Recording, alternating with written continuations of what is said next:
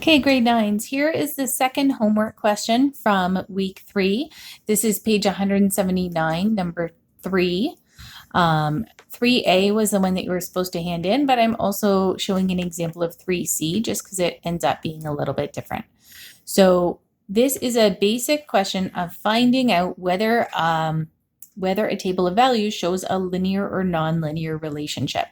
So the first thing you need to do when you're looking at this is to check that the x values are increasing or decreasing by the same amount.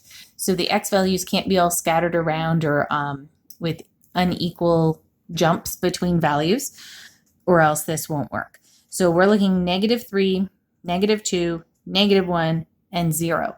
And that's all increasing by the same amount. It doesn't have to be increasing by 1. For instance, it could be increasing like 2, 4, 6, 8 in the x's, and that's okay.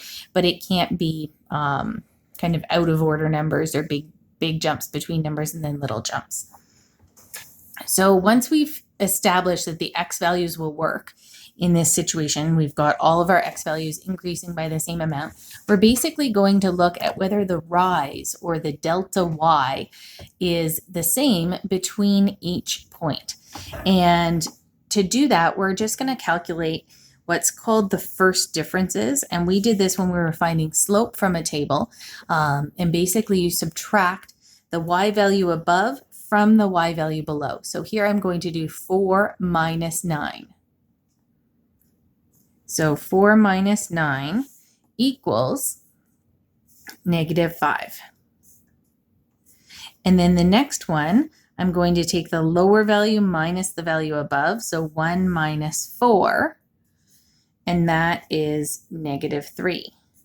And then the next one, I take the value below minus the value above. So 0 minus 1 equals -1. So what these first differences, or really this is like our delta y,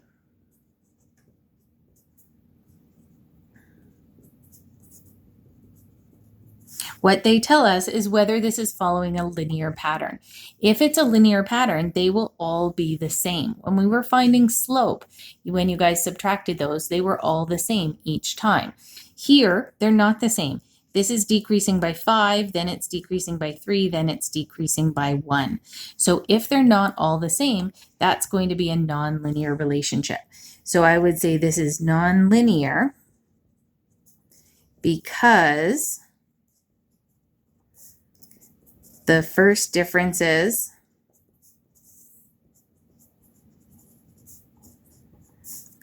are not equal. So that's the thing that we're looking for. You can't just say linear or nonlinear and expect to get full marks. We need to see the calculations here, and we need to see a justification. Why do you know that? Because the first differences are not all equal, then it's not a linear relationship. I'm also going to do C, as you guys can probably guess. This one's going to end up differently, just so you see what the difference is between these. So again, first looking at your x values, you've got 1, 2, 3, and 4. So obviously the x's are increasing by an equal amount, just going up by 1 each time. I'm going to do the same thing again, take the lower y value minus the y value above it. So I'm doing 0.5 minus 0.25, which gives me 0.25. And then the next one, the lower y value minus the y value above it. So 0.75 minus 0.5, that's also 0.25. And the last one, I have 1.00 minus 0.75. That's like $1 minus 75 cents. We've got 0.25 again. So you notice the difference here versus 3A is that here, all of these values, 0.25, 0.25, 0.25, they're all the same as each other. So this is linear because, messy writing there, sorry. The first differences